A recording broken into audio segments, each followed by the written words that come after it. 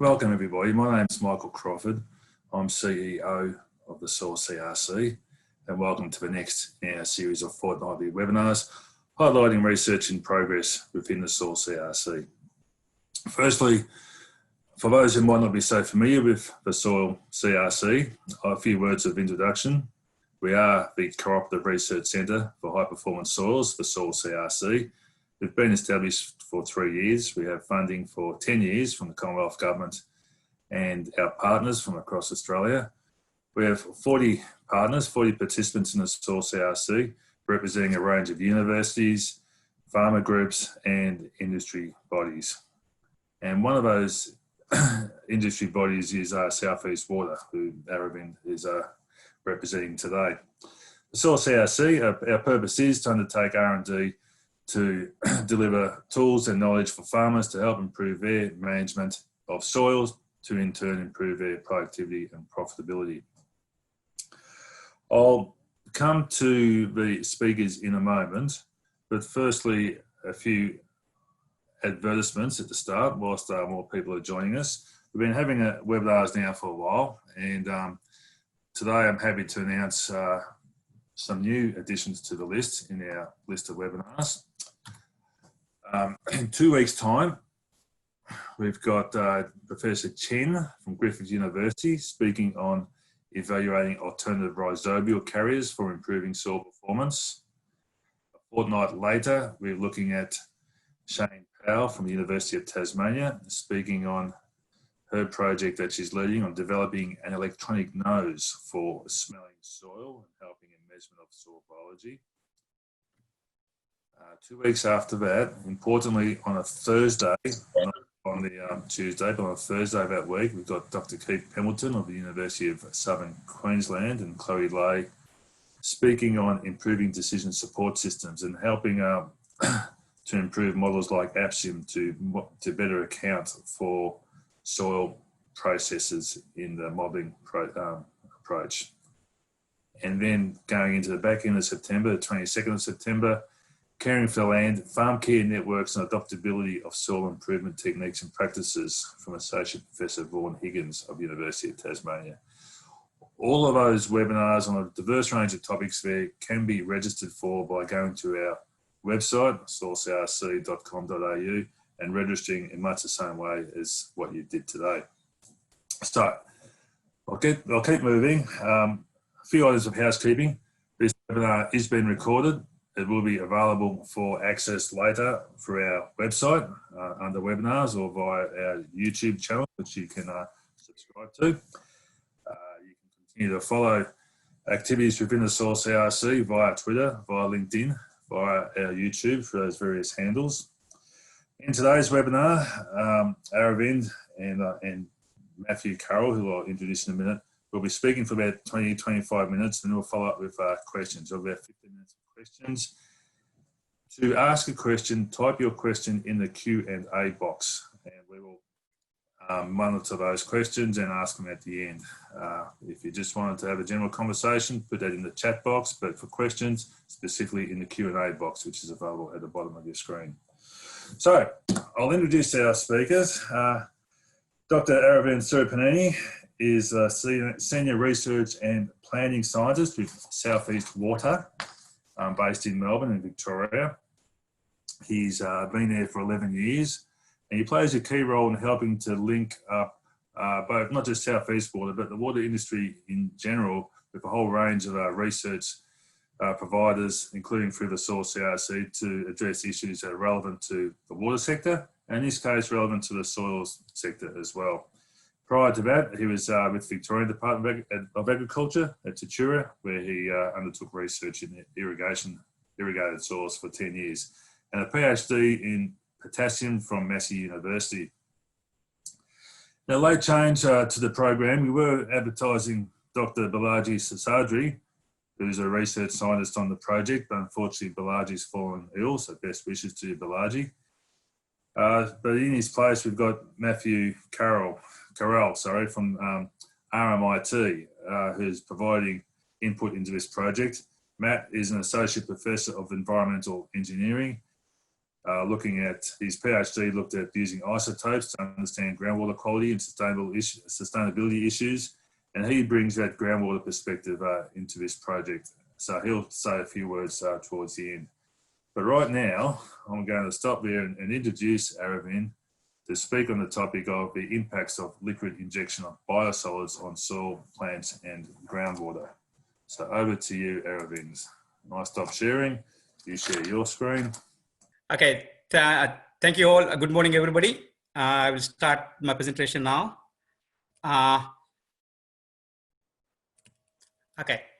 Okay, sorry guys.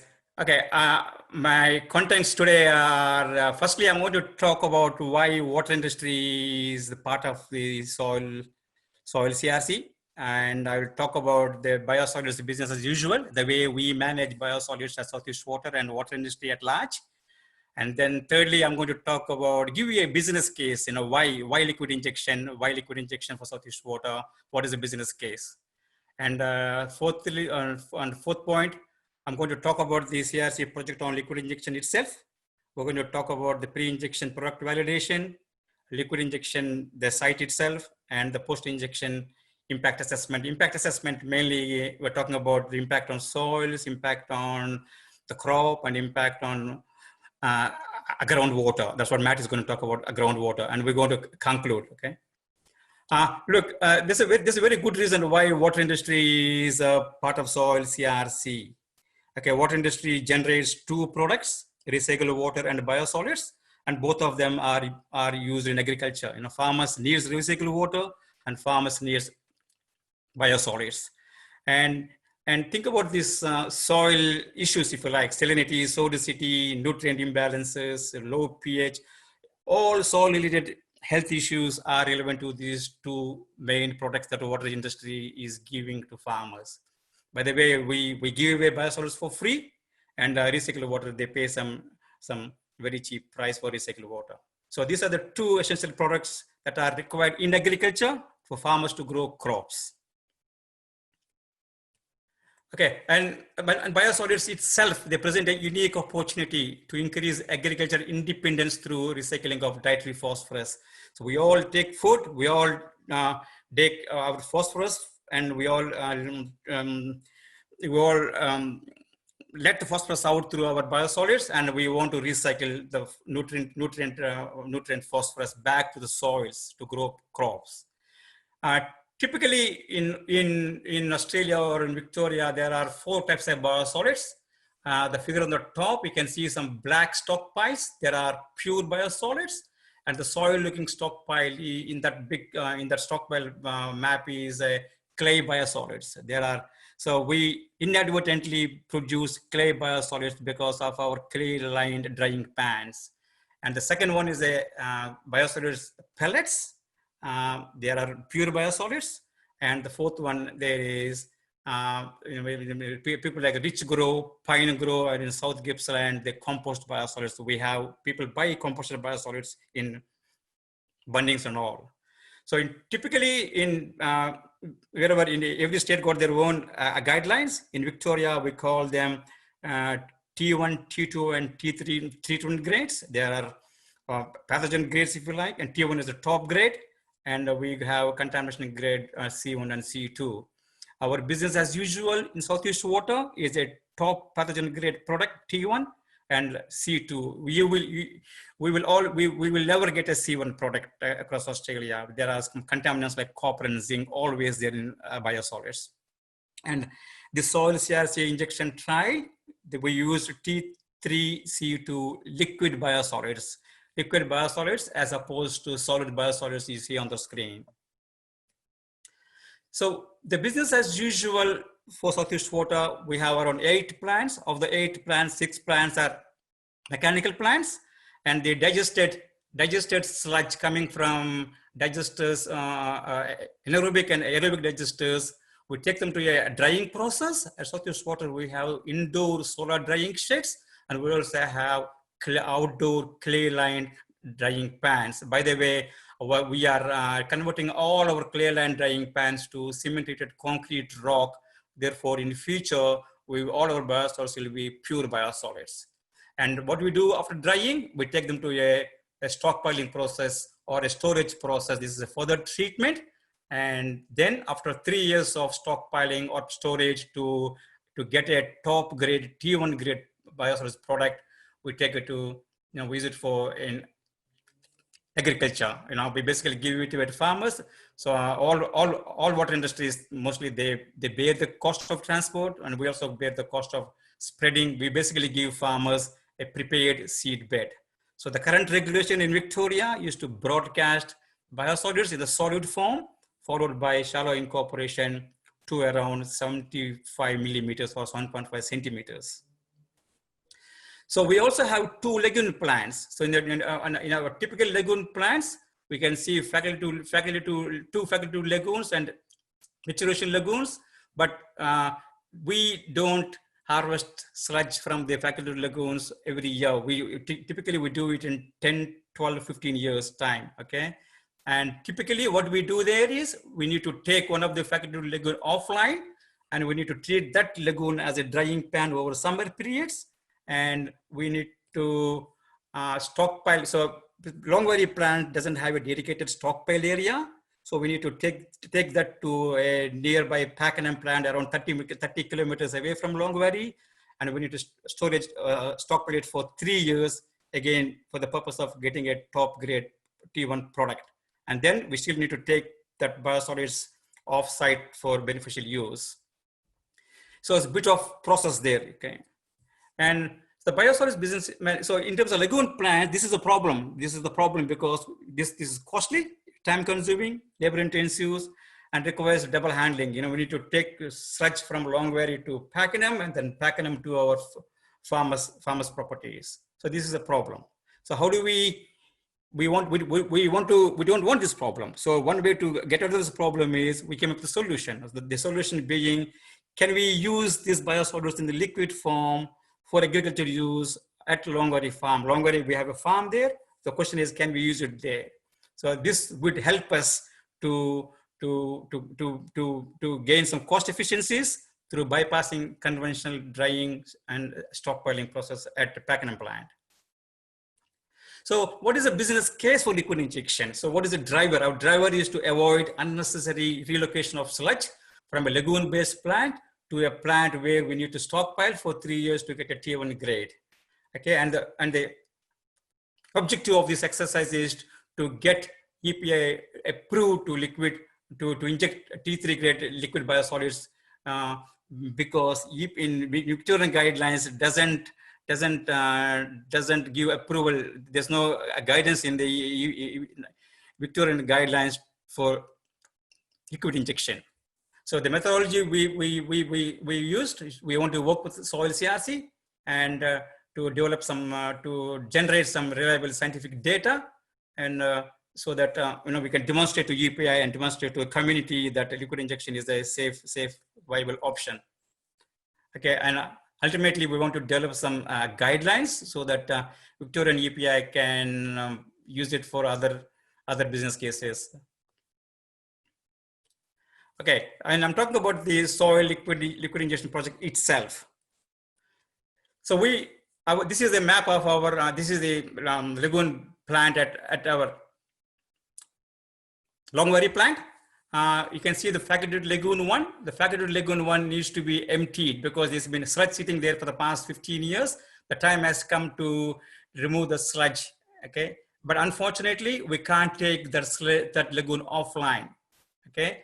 But I wanted to focus on these 2 dairy lagoons there. So this whole farm is the ex-dairy farm. The previous leasee used to use this farm for dairying.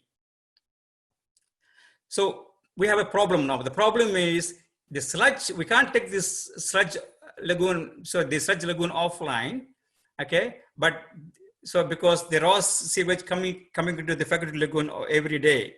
So therefore, from EPA's point of view, that sludge is a prescribed industrial waste. So our challenge is to convert the prescribed industrial waste to biosolids. And we want to make use of those 2 dairy lagoons. So our thinking is, can we pump and treat? Let us pump this sludge, the PAW from the faculty lagoon to these two dairy lagoons and treat them. Treating is basically leaving it there for 2 or 3 months.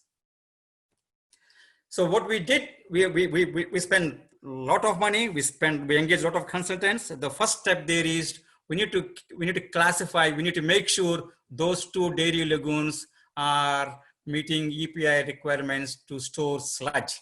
So we need to engage MECH to do our permeability studies and making sure the clay liner there's enough thickness for the clay liner.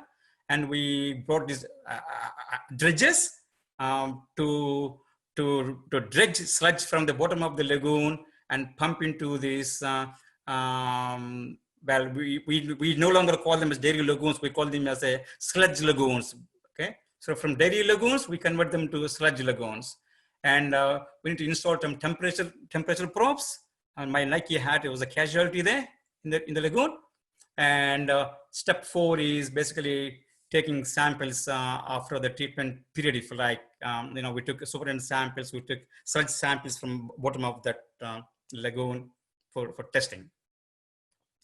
Okay, this is the summary of the pre-injection product validation step, if you like. So the overall objective is to treat the prescribed industrial waste to achieve an industrial waste status by, this is a EPI prescribed process to leave it there for 60 days, more than 60 days at certain temperature.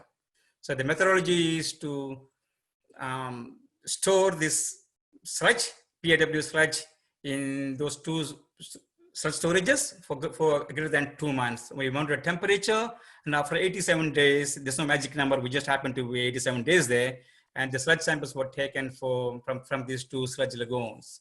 So the outcomes after greater than 60 days, so we met these pathogen requirements set out by EPI Victoria, and we met all these guidelines, and we achieved this temperature during the treatment process.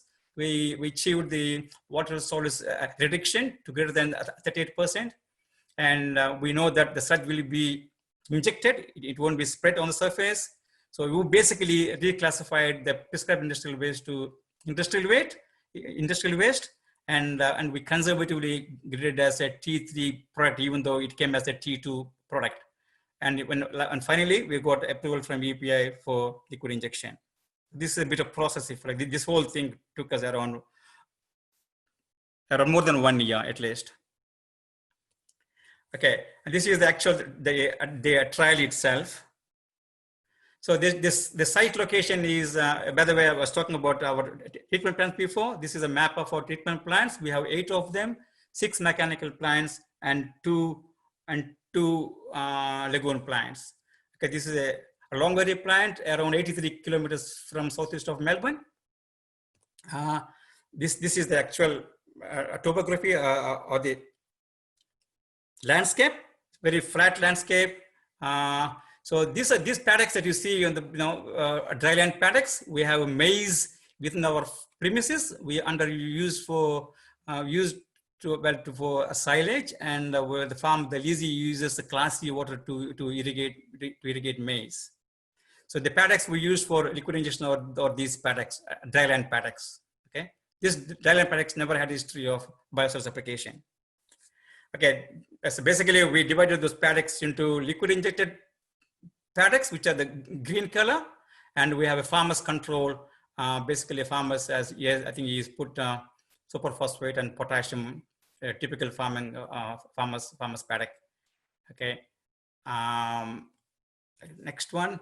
So this is the actual liquid injection itself. I don't know, some of you might have seen liquid injection. Liquid injection is very common in New South Wales. They do it in Sydney Water does it in Picton and Georia, and the past 15 years. So it's very, very common in New South Wales.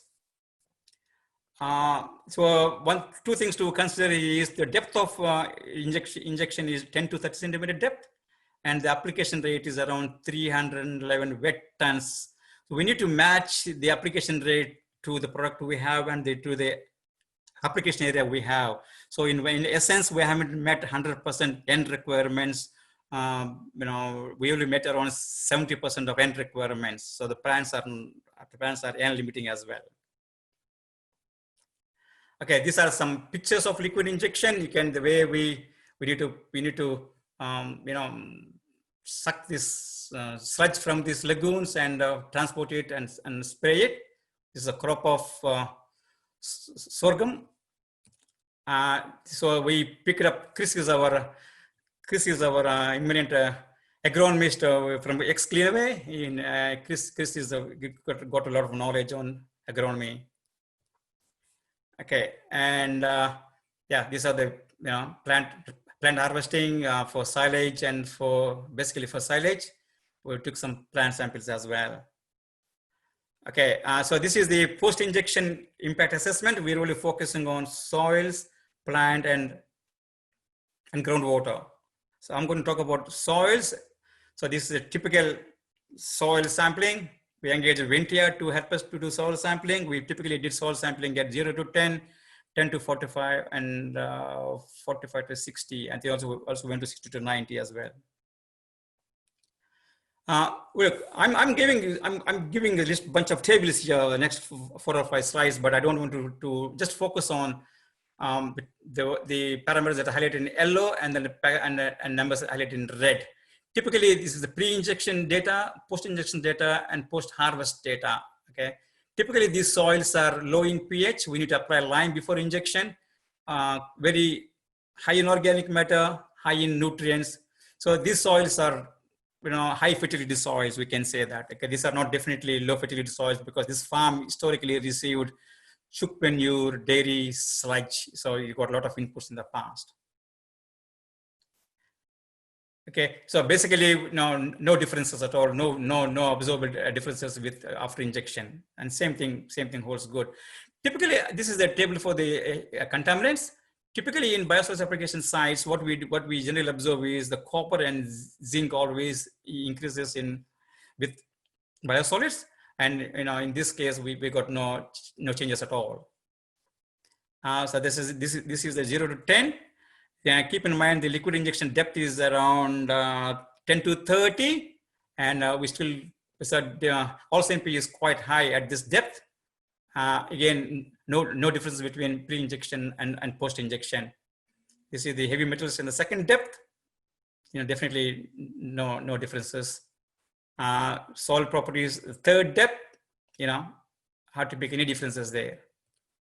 And basically same thing. Okay, this is the dry matter. This is the plant assessment.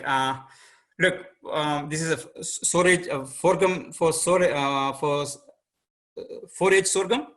The farmers control gave around 10 tons.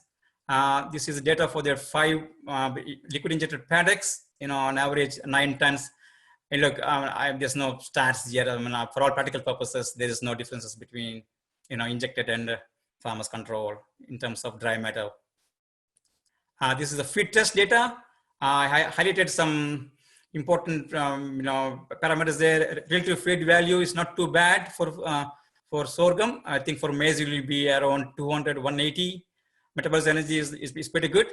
Neutral is a slightly NDF for neutral detergent fiber will be is definitely higher than maize, and protein is pretty good. So this is a very good, ideally is a very good feed quality for the stock. Again, typically in our biosolids application sites, we generally have a high phosphorus in the plant in the herbage. We couldn't pick any differences here. But of note is potassium in liquid injected paddock is slightly lower than the farmer's control. I think because farmer might have added fertilizers there. I think 0.9 potassium in plant in a grass is very low compared to 2.2 is pretty good. Heavy metals, again, we typically find in plants copper and zinc are higher than in the controls, but in this case we haven't found any differences. Okay, well then I will stop. I think I'll still share my screen, but I think I'll stop my video.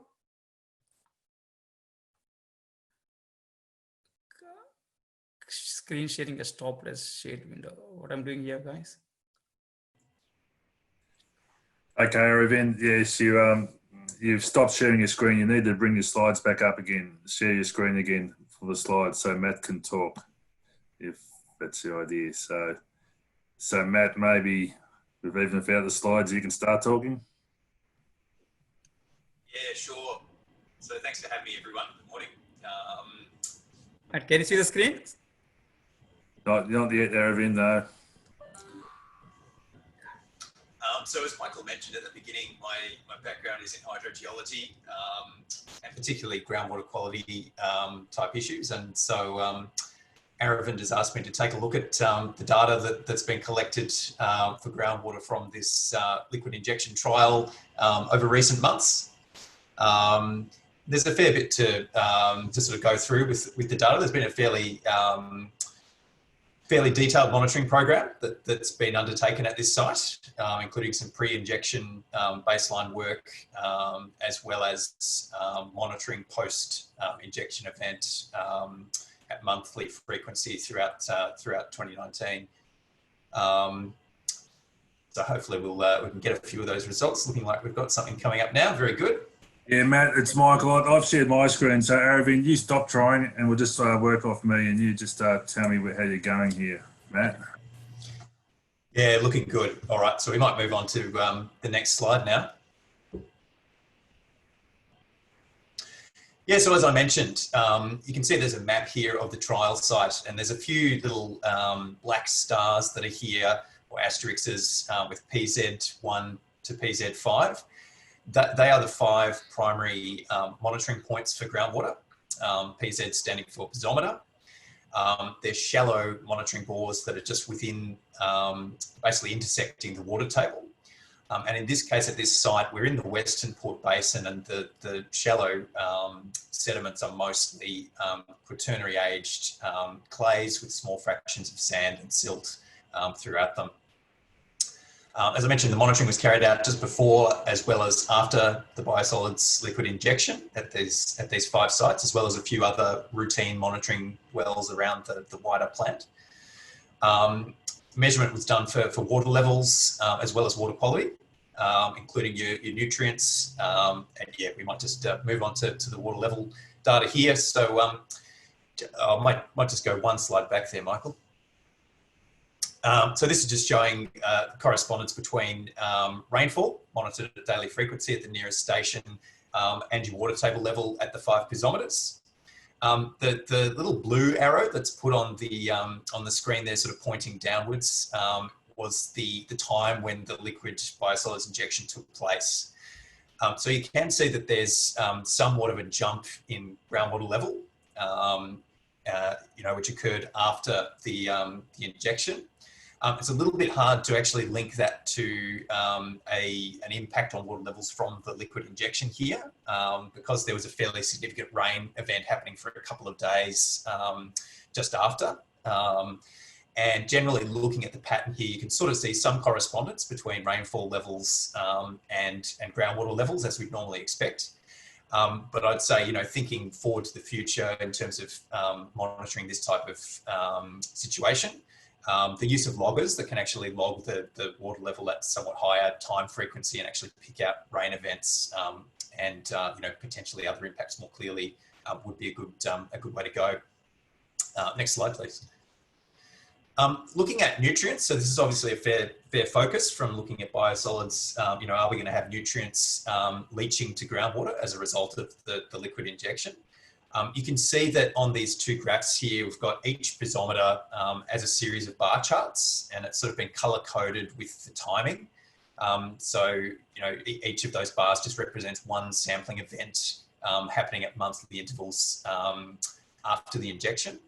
So you can see here there's been some, what looks like some input of nutrients, particularly nitrogen, and it can be seen probably most clearly in the form of the nitrate concentrations there at piezometer 5 in particular.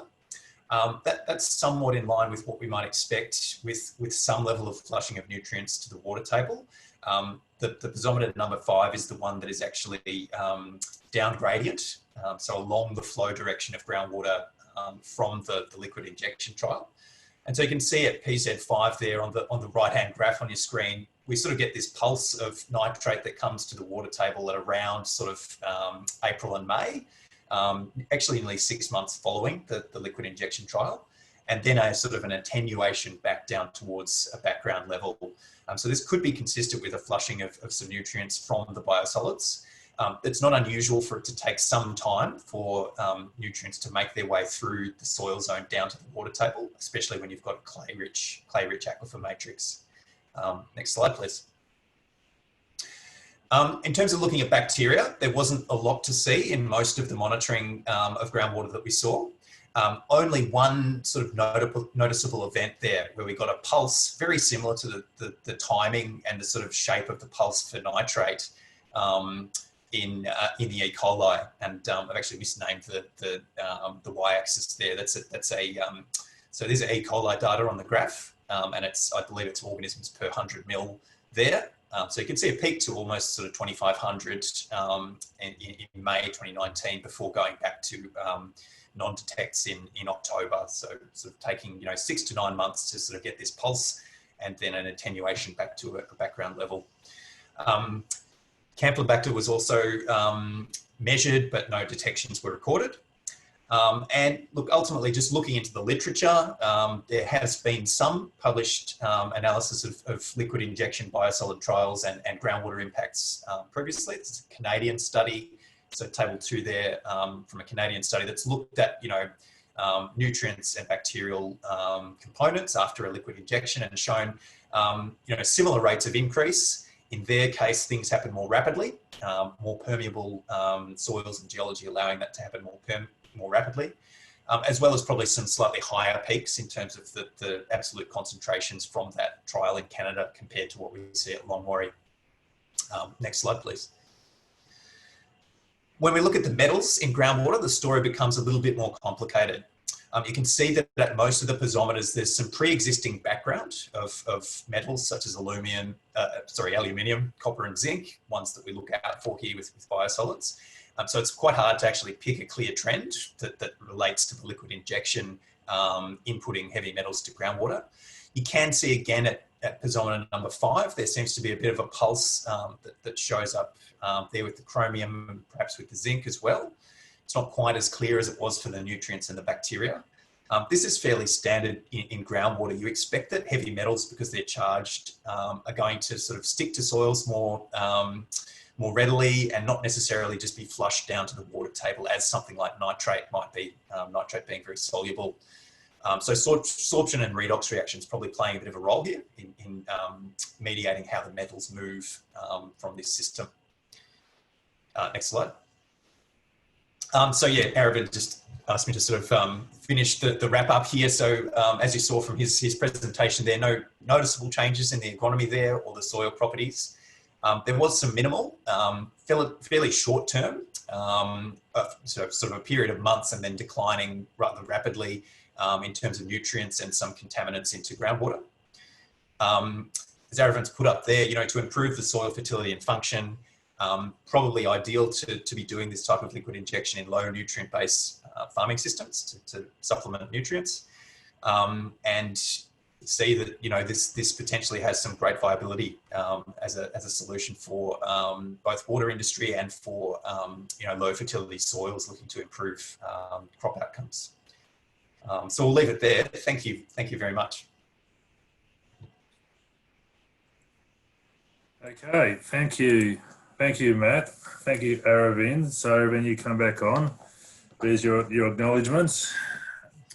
And it's a shocking photo you got there for me, Aravind. Come on.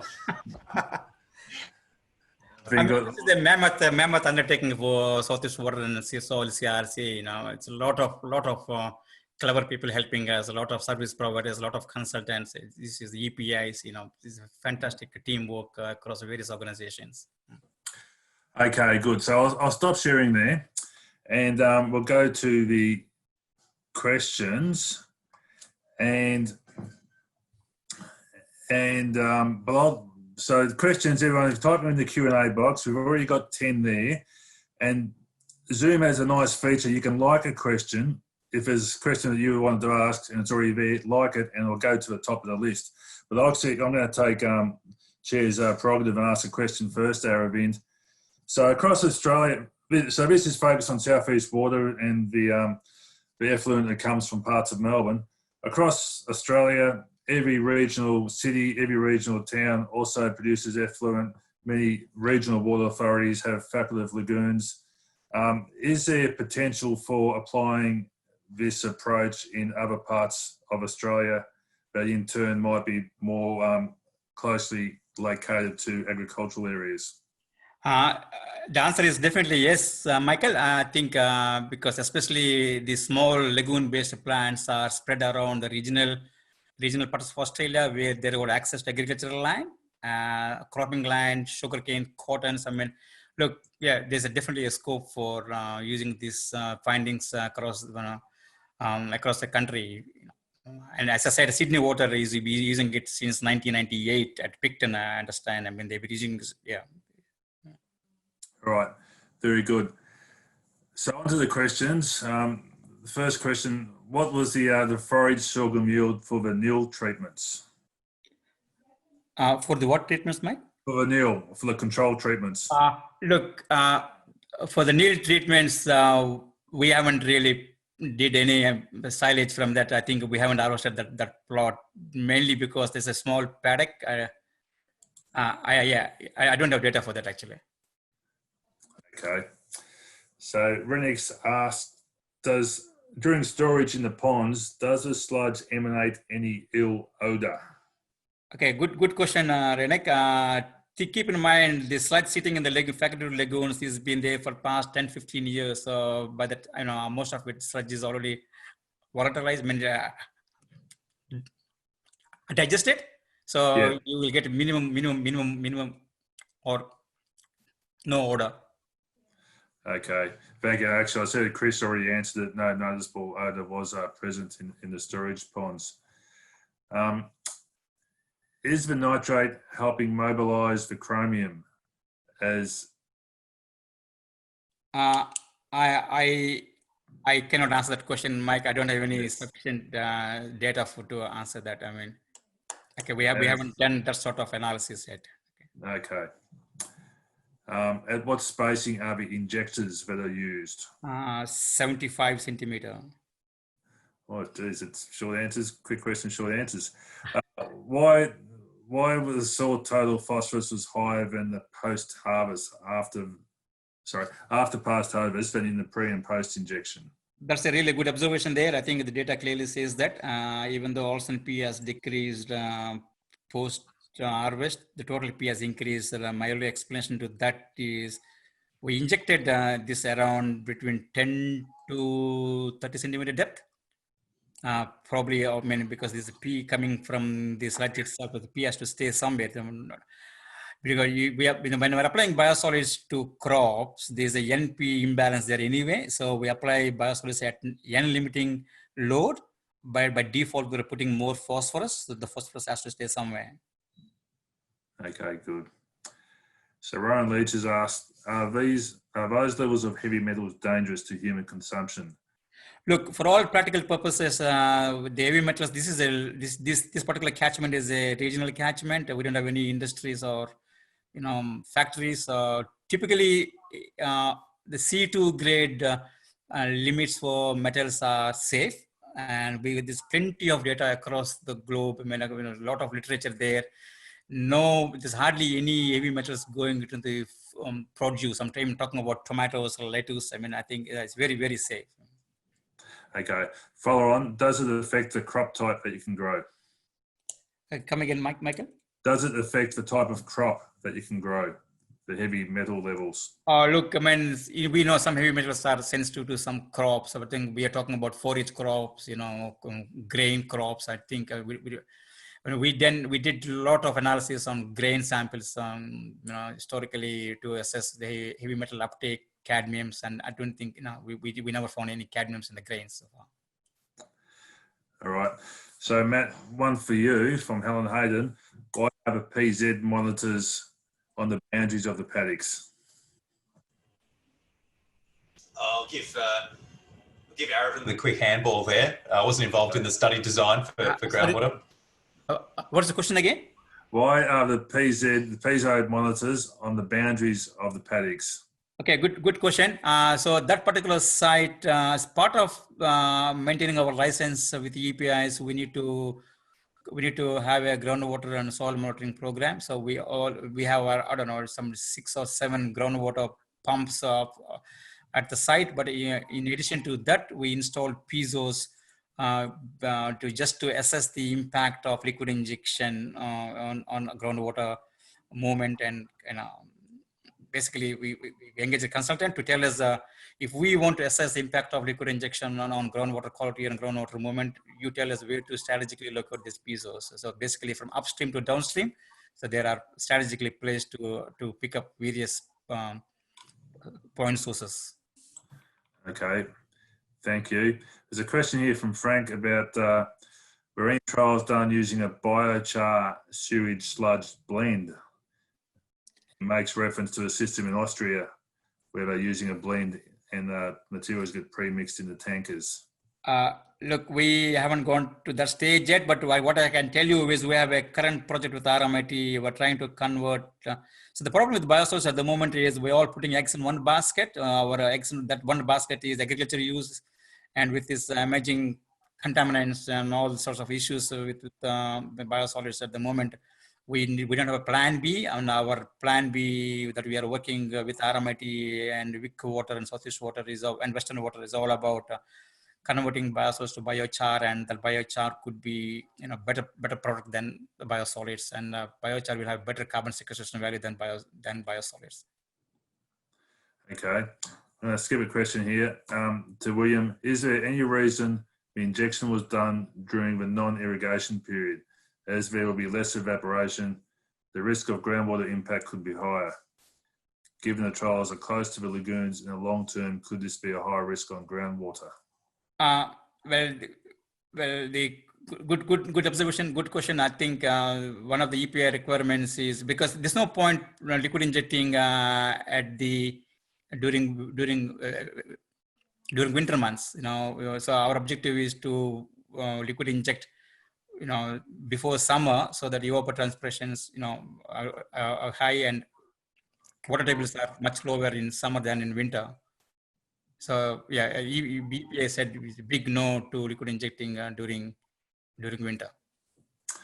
Okay, Aravind, I'm going to go back up to the top of the list where some questions are being upvoted, so they are more popular. So it's a question here from Nancy. There was a significant increase in Olsen P in soil due to liquid injection. Did you see any increase in P in the groundwater as impacted by liquid injection? Well, okay, the Olsen P, just to be clear, that site, the whole of adherent paddocks at Longwarry received, historically chicken manure, some dairy sludges. So the initial Olsen P itself is quite high. So we didn't pick any differences as a result of liquid injection. So as a result of liquid injection, there's no increase in Olsen P. But what Andy is asking is if that original Olsen P has resulted in any leaching into groundwater. I think from Matt's talk, I think there's a very minimal pulse increase, and then the levels came back to background levels. Matt, you want to comment on that? Yeah, look, phosphorus tends to be something that's somewhat lower in solubility in groundwater. So you often see that, in terms of nutrients, your nitrogen-based nutrients, see much more of a hit than phosphorus, just because it doesn't like to dissolve and move that readily within groundwater. I think in this case there was some minor increase in phosphorus after the injection. Again, something that was, pretty low level. Didn't see much of a hit in the concentration there. Thanks, Matt. Thank you. It's a question from Richard. Is injecting the biosolids below the topsoil the best practice, as soil organic matter is strongly absorbing of many transitional metals? I guess that's the reason why we're doing the research, Rich. Yeah. But Aravind, did you want to add to that? Well, what I can say is there's a parallel project going on with the Federation University and the GRDC. We're trying to incorporate biosolids into the subsoils to improve the subsoil constraints in the grain industry, deep, dense subsoil, sodic soils, low in organic matter. I think same thing applies to liquid injection. I mean, if you're injecting nutrients into the root zone and, and then as a spin-off improving your soil structure, the subsoil constraints, even though we haven't measured all of those in our trial, I think it's a good thing. Okay. Any assessment on greenhouse gas, particularly liquid injection, will require transport of large volumes of soil? Well, that's the one at the moment. We haven't done all those calculations, but I think if you think about it, I mean, this is a much better option than drying sludge or taking the faculty lagoon offline, drying it in situ and transporting it to 30 kilometers away to Pakenham plant, and then taking away from Pakenham plant to farmers. I think, compared to all those, carbon footprint, this is much better option, because there's no need, much less resources, even though we spend a lot of money, because this is a R&D thing. If this becomes a business as usual operational thing for water industry and for farmers, I think it's much better. Okay. And there's a question, have you quantified the cost benefits from liquid injection versus solid application? Very good question. I got my colleagues, James Hampton and Graham Short, both are Soil CRC staff within Southeast Water, and those two guys wouldn't let this happen without that exercise. I think generally I would thank James, did all that back of the note calculations, and that formed the business case for us to take this path. Okay, thank you. Listen, it's 11:50. We've still got a few questions there, but we might bring it to an end. And Aravind and maybe Matt will help to follow up some of those questions by email where we can. But I think there's a couple of questions that point towards the future monitoring. What happens now, Aravind? What's the next steps in this project? Okay, as a couple of things, Max. We followed up that sorghum crop with a pasture crop. So the sorghum crop was a summer crop, and the last winter we had the pasture. So we took plant samples and soil samples of the pasture. We still need to, put the data together. And I think I'm expecting there are 3 papers will be coming out from this project. One is the review paper. We commissioned DASA, who is helping us with a review paper on the liquid injection topic. And there's a pre-validation paper that Nick O'Connor is helping us. Basically, all the work we did before injection, there's a lot of data there. The way we went about validating the sludge to a T2 or T3 grade, and then the actual work. This work itself is biology is going to write this paper. So we're going with the 3 papers, and we're going to do a work with the EPI to come up with guidelines for if somebody else wants to do liquid injection, what to look for, what not to look for. So we need to come up with a guidance document to our EPI in Victoria.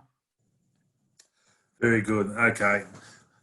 Thanks for that, Aravind. Thank you very much for your presentation, to you, to Matt, also to Balaji, who helped to prepare it, but was a late withdrawal for today. If you have any, so those questions are, Aravind will follow up and respond. We've got your contact details. In turn, if there's any other questions that you have, send us a message and we'll pass them on to Aravind. I'd just like to refer you back to our website, our Twitter, our LinkedIn, our YouTube. You can stay in touch. There's been various messages posted in the chat about how to connect. Look out for those future webinars. And once again, thank you very much for your time. Goodbye. Thanks, guys. Thanks.